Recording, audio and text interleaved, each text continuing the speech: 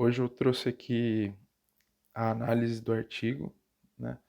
É um artigo de 2019.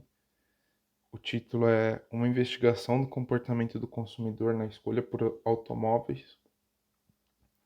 A sua autora é a Vitória Cavalcante de Braga e o trabalho veio da UFC. Bom, aqui a introdução eu vou dar uma contextualização de tudo que vai ser retratado nesse trabalho, nessa análise em torno do artigo, e principalmente em torno dos dados que vão ser analisados. Primeiro, brevemente, a gente vai passar sobre a história do mercado e da indústria automotiva dentro do Brasil, como começou, qual foi o primeiro carro, qual foi a primeira indústria, até como isso chegou nos dias de hoje, como a indústria se dá hoje. Depois eu trouxe alguns dados da indústria automotiva no Brasil atualizados, porque dentro do trabalho de referência a gente teve acesso apenas a dados até 2018 ou 19. Após isso, eu trouxe dados. Aliás, eu vim falar um pouco sobre a economia comportamental e como ela se distingue muito da microeconomia teórica, sobre como fatos concretos podem inferir dentro da decisão do consumidor. Vou falar um pouco sobre as elasticidades, trazer um pouco sobre o que o artigo fala sobre as elasticidades dentro das conclusões que ela tirou e as conclusões que eu tirei dentro das elasticidades a partir da minha interpretação e dos novos dados que eu trouxe para o trabalho. E por último, as considerações finais. Então, bom, a história do carro no Brasil e, sobretudo, sobre a indústria automobilística no Brasil. Bom, o primeiro fato que acho que é interessante trazer aqui, mas não agrega muito também à nossa análise microeconômica, é que o primeiro carro no Brasil foi um Peugeot, que quem trouxe para cá foi o Santos Dumont. Ele morava na época na França. E quando ele voltou, retornou ao Brasil, ele trouxe o primeiro carro, que já era pertencente a ele na França, que no caso era um Peugeot. Bom, em 1919 se instala a primeira fábrica de carros no Brasil, que era a fábrica da Ford, mas nada muito expressivo. Eles fabricavam dois modelos aqui.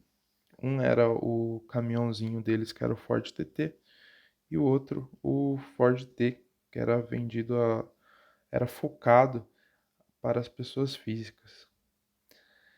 Bom, após isso a gente teve a partir do primeiro Getúlio Vargas, que teve como base de sua política trocar os importados no Brasil pelos ele queria criar as indústrias de base para substituir os importados. Getúlio Vargas foi responsável pela industrialização do Brasil com grande força, podemos dizer assim. E após isso, o JK ele incentivou o, a que fábricas viessem no Brasil, que se instalassem aqui. E, e para isso ele criou medidas protecionistas para que não fossem, para que fosse vantajoso produzir dentro do Brasil e que não importassem os carros para cá, para criar uma indústria sólida que dentro do Brasil. Ele também começou a construir muitas rodovias, né, dentro da ideia lá de 50 anos em 5. Então, teve durante o seu governo, um projeto de criação de rodovias no Brasil enorme, que foi levado até hoje em dia, né? O principal modal de transporte, de logística no Brasil hoje, ainda é rodovia. Foi criado também o Grupo Executivo da Indústria Automobilística, que tinha como objetivo ampliar e fornecer, propiciar as condições necessárias para que esses grupos conseguissem as melhores condições possíveis para produzir dentro do Brasil. Bom, em 1959 a gente teve a instalação da Volkswagen aqui no Brasil, que produziram dois modelos que por décadas, literalmente décadas, até depois dos anos 2000 foram um sucesso, que seria o Fusca e a Kombi. Dentro aqui eu coloquei a Gurgel e a Puma, porque foram duas empresas brasileiras que tentaram emplacar no mercado nacional, mas acabaram sendo devoradas pelos importados ou pelas grandes marcas. Nos anos 90, dentro do governo Collor, o mesmo disse que os carros nacionais eram verdadeiras carroças e ele incentivou a importação dos veículos. E a partir disso começaram a se instalar diversos tipos de carro no Brasil, competição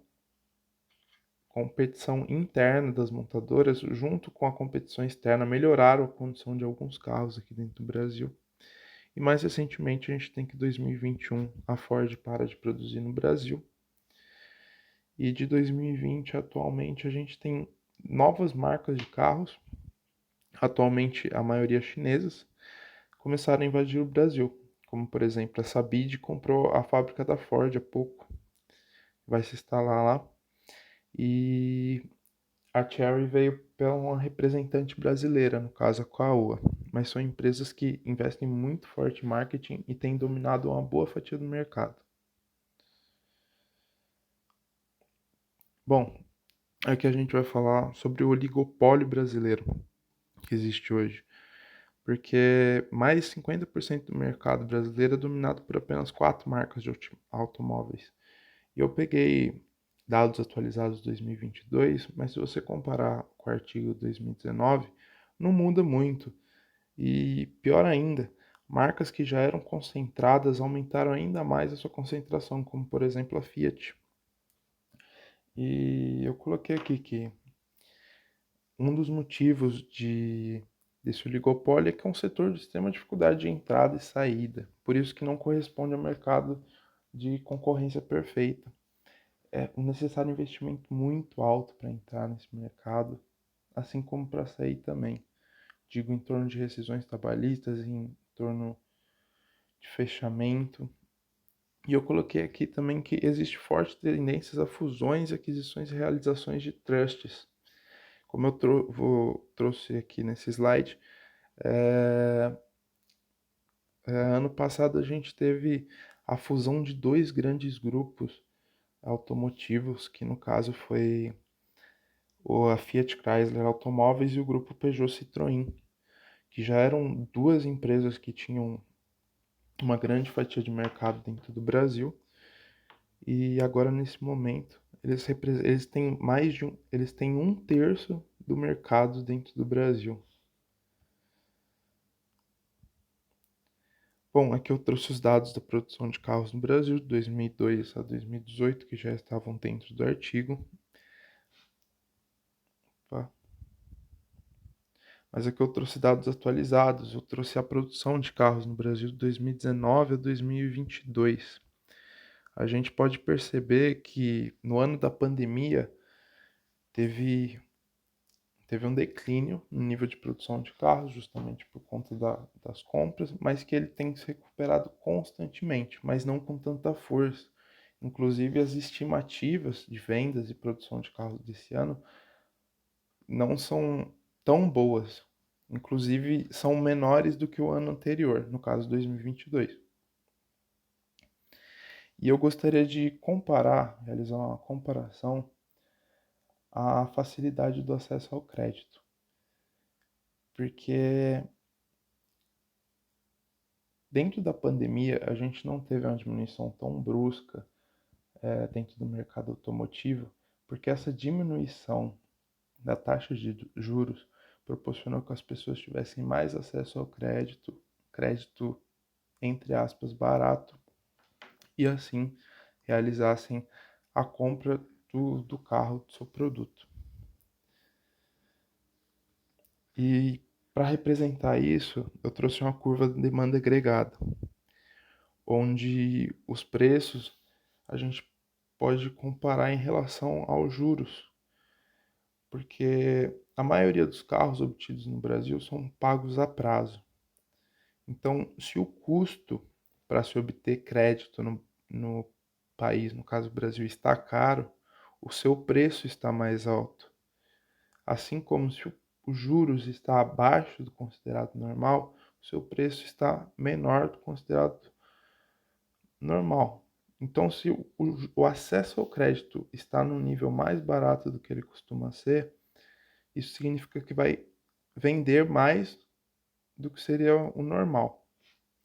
E isso acarreta a atualidade, porque o que ocorre? A gente tem tido um aumento substancial do valor dos carros e, e junto com o aumento do acesso ao crédito, isso tem estagnado um pouco a indústria. Tanto que aumentou o preço dos veículos usados.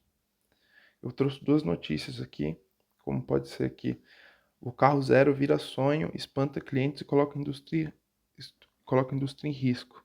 Estudo aponta que, diante de preços altos e renda em baixa, quase 30% dos consumidores estão desistindo de comprar veículos. Uma notícia de 2022. E hoje a gente tem visto cada vez mais notícias noticiando fechamento de fábricas, não fechamento, mas dando férias coletivas, interrompendo produção. Só que hoje, em 2023, isso daqui ocorre mais por falta de demanda do que por falta de peças. E bom, aqui eu trouxe o conceito de economia comportamental dentro disso. Na prática, a gente estuda teorias de microeconomia que, de acordo com determinados fatores, onde uma curva de demanda, da curva de elasticidade ou uma curva de indiferença, a pessoa vai escolher determinado produto porque o consumidor, ele é alguém lógico. Porém, se tratando de economia comportamental, isso pode não ocorrer, porque às vezes a pessoa, ela pode ter, como eu trouxe no exemplo aqui, às vezes o produto mais lógico seja o produto X. Porém, o sonho da pessoa é ter o objeto Y. Por mais que, logicamente, o produto X seja mais vantajoso para ele do que o produto Y. Então, ele vai comprar o produto X porque ele vai se sentir melhor em torno disso. E eu trouxe outro exemplo de uma pessoa que gostaria de comprar um Peugeot 208 ou um Chevrolet Onix, ambos 0 km. E ele tem um desejo muito forte de ter um Peugeot 208. Mas por conta de um amigo do trabalho falar que a manutenção é cara ou que o carro dá muito problema, ele desiste. Então a economia comportamental é uma área que tem sido muito estudada dentro de economia, porque a gente tem que entender que as pessoas não são robotizadas, as pessoas são movidas por emoções, por opiniões, e é algo que é importante trazer dentro desse aspecto quando se fala de compradores, quando se fala do mercado nacional desse porte. Bom, dentro dos estudos das elasticidades, eu gostaria de ressaltar que, dentro do artigo que foi estudado, ela fala que os hatchbacks são mais elásticos, porque os modelos são parecidos, eles não têm tantas diferenças em relação a, aos benefícios em si. Já os modelos de sedã são inelásticos, porque eles apresentam fatores, um é melhor que o outro, um tem coisas melhor que o outro, motor melhor que o outro, já os hatchbacks são muito parecidos entre si. E eu fiz uma observação em torno da elasticidade que eu observei, porque hoje pode-se dizer que o número de vendas de carro 0 km é elástico em relação à renda que um país tem e também ao custo de crédito e acesso ao crédito que ele tem dentro do mercado. E bom, como as considerações finais desse trabalho, hoje dentro do Brasil muito tem se discutido sobre o acesso ao crédito, No caso, a alta da taxa Selic, a gente vê nos jornais todos os dias essa briga entre o Banco Central, entre o governo, entre o Poder Executivo. Tudo bem que isso se trata muito mais de uma matéria macro do que micro, mas o que eu gostaria de ressaltar é que isso afeta a análise micro, porque principalmente no que se trata um mercado que necessita muito de crédito no Brasil, a dificuldade ao acesso de crédito no Brasil vai prejudicar sim esse mercado, de modo que as fábricas, as principais fábricas de automóveis do Brasil já têm visto uma diminuição na demanda por carro zero quilômetro. Então, a taxa de juros está sim ligada diretamente a isso. O que pode se observar também é que o carro ele é um objeto para o brasileiro que ele não é um bem de extrema importância, porque ele não é inelástico, ele é elástico. O brasileiro não depende exclusivamente do carro. Caso o carro suba exponencialmente o preço, o brasileiro vai parar de consumir. Então, o preço do carro ele está diretamente ligado à disposição do brasileiro em obter esse carro.